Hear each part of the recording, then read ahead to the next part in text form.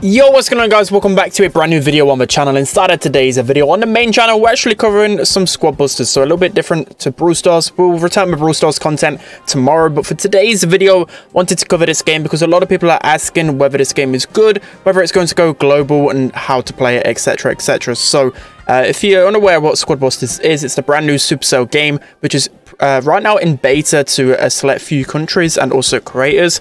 So fortunately enough, they hooked me up with the beta, and I've been playing a ton of it. It's really good fun. You can see you've got all different characters from all the different Supercell games, and there's a lot of Brawl Stars characters. So what I did for you guys is literally grind it as much as possible to learn as much as possible whether it's going to be one of the best Supercell games, basically. As you can see here, I managed to get the Royale King, which is just such a cool thing to have in the game.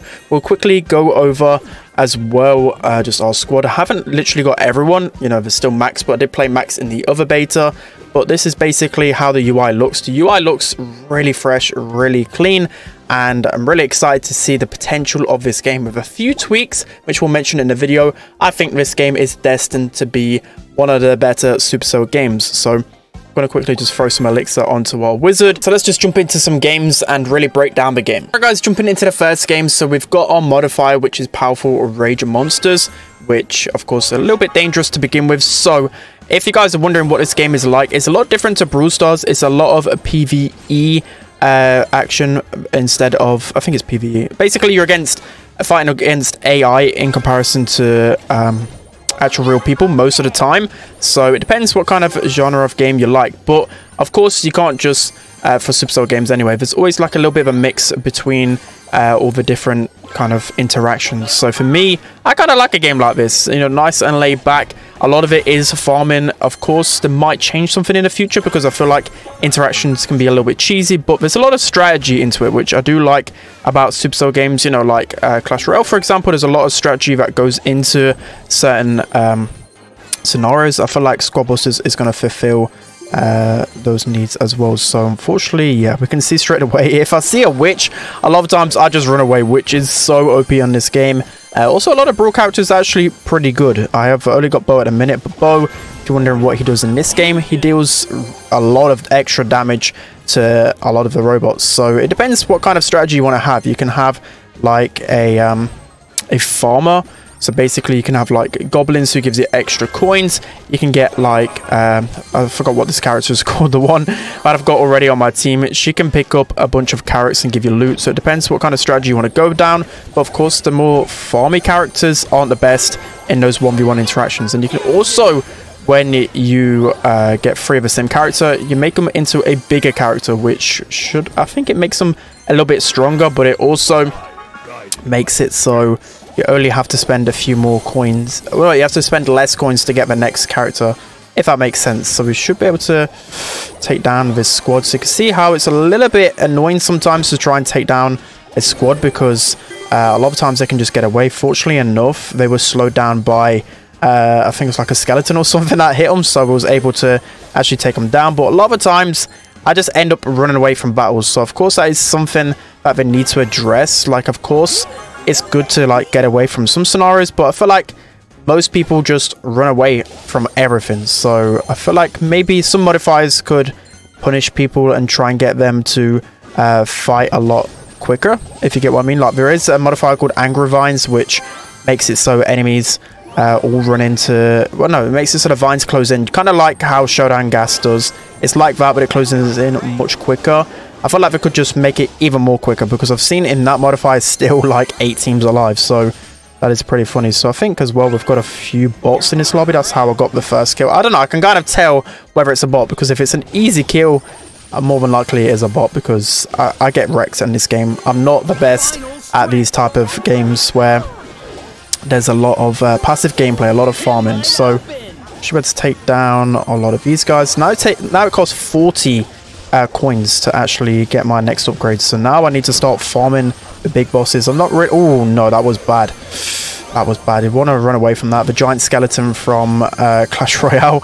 We don't want to be going near that explosion. But we have got medics. So one character that is really OP, what I've found, is the medics. So of course healing in a lot of different games that I've played is a really OP mechanic, but I think in this one more than any game I've played, like the medic is definitely needed. So at the moment it's not really too much combat. I'm just going around, just vibing, just building up my squad. I should have actually got the Royale King because I've not even tried him out yet, but it's pretty hard. When I see the witch, I just want to get her. So we should be able to win this game unless someone else goes down. It looks like Hero Brian might be able to get the lead off me, but for now we're able to actually get that win. So that is a good first game, showcasing how I can quickly build up my squad and get the most gems. Let's hop into the next one. Alright guys, jumping into the next game, and so this modifier is Gem Overload. Basically everything drops gems, so that is the name of the game. For the most, well, it is literally for this game mode, it's to get the most gems. So of course we've got to be making sure we destroy literally everything. So we actually got a Nita skin right here, which it's actually quite cool in this game. There's a bunch of skins which haven't even been released yet in Brawl Stars, so maybe in the future these skins could be coming to Brawl. I'll try and show you guys after I've played a bunch of games what skins are actually in the Squad Busters, so you guys get to see what could potentially come into Brawl. But I think, yeah, we can just run into this little hive here, and a bunch of, it's basically like the Route Hive gadget on the B at all times, which is actually pretty OP. It can pierce a lot of different opponents. We have Pam here as well. So Pam just drops like a healing station when you get some from a chest, I believe. I think that's about the only time she drops a healing station, but it's actually really strong here. It heals you up so fast, so that's one good thing. So we can't get another one of those because we need another B. We're just going to throw this on the skeleton and try and take him down. And also, I didn't mention as well the boots. If you see me kind of stopping and starting, it's because I've ran out of boost. But of course, if I want to be getting away from people as quickly as possible, I'm just going to be spamming it. So yeah, that's what the boots do. And also the boots make you attack a lot quicker. So we can take down this squad right here. And now when we take down a squad as well, we get a free characters to unlock from a chest. So that can really help you with the progression. And sometimes I think those keys drop from big bosses and other forms of loot. It's a bit random and I've not really figured it out too much. But yeah, this game, it hasn't really got too much potential in terms of esports yet because there's so much RNG. But that is not the target audience for this game. So if you're just like a hardcore gamer but has to play like an esports title all the time, then probably Squad Busters isn't for you. But I still enjoy it, even though I'm a really sweaty gamer. So we can take down this giant skeleton here. It did drop 2 bombs, which is a little bit annoying, but we can just take down these guards and then get another member to our squad. We'll go with a wizard because I know I just really like wizard in the Clash universe.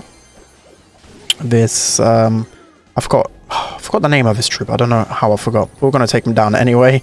I literally always have him on my Clash Royale deck as well. And we can get some more coins. We'll go down to the left-hand side.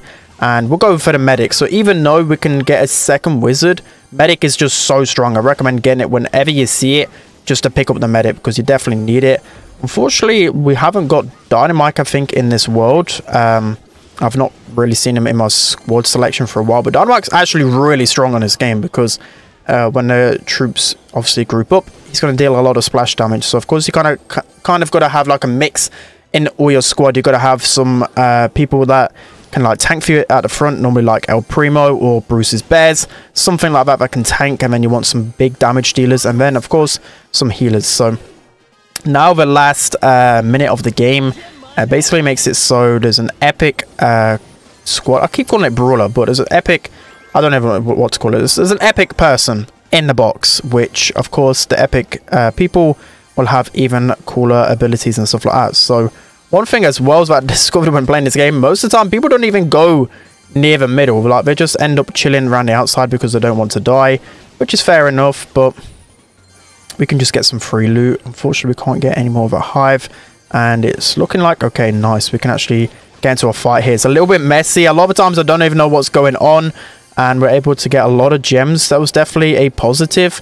A lot of times I can just see a lot of a quick glance whether they have like a lot of farmers or whether I have some good DPS characters, and then I know whether I'm going to win that fight or not. So hopefully we can get this guy down, or we're not going to win this game. I don't know, gems just going everywhere, and somehow we're able to win that one. I don't know why. That guy should have just ran away, especially with the lead, but that's gonna be another game. Alright guys, it's gonna be it for today's video. Well, that's enough for the gameplay. We're gonna go quickly through most of the Brawl Stars characters, have a look at the skins, and give you guys my final verdict on what Squad Busters could do to improve to then go global. But you can just see the UI is perfect. I think the gameplay and the idea around it is really cool and really solid. They've got endless amount of characters they can include in this game, because of course Brawl Stars is constantly releasing new brawlers. In the Clash universe, there's so many different characters. Same with Boom Beach and also Heyday. You know, we've got the chicken here. So trying to think of all the Brawl characters. We've got Colt, we've got Retro, Future, and Cowboy.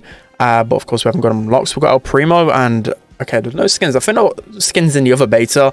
We have Dynamite. I have the Hipster Dynamite, which is actually a really cool skin. And then Samurai Mike. I think that's kind of like the Dynamite that's in Brawl Stars already.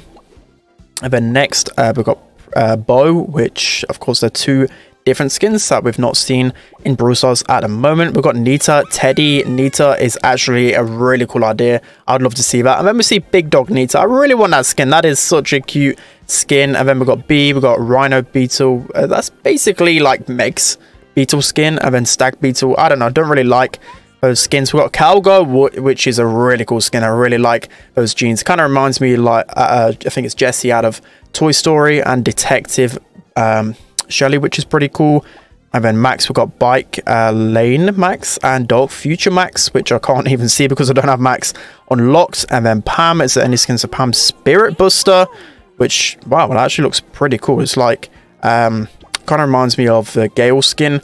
And Boombox, wow, that is quite a weird skin. And then finally Mortis, Vintage Mortis, and then Tea Time Mortis, which two really cool skins. I love the fact how of course it still looks like Mortis, but it's kind of like a cute version, which I really do enjoy. So that's going to be it for today's video. Let me know what you think of Squad Busters in the comment section below. I think it's got really good potential. They definitely have to improve a few things, like in terms of how they like how you target people in fights. I think that's quite annoying. Sometimes I can switch my attention onto like robots instead of fighting, and I just think we need to promote fighting more than farming. Like the farming can be good in terms of like middle game, early game, but towards the end I would like a lot more push towards like fighting people and getting that reward, because running away is just too easy on this game. But I think it's got really good chance to go global. That's going to be it. Hope you guys enjoyed. Don't forget to like, comment, and subscribe. And I'll see you guys next time.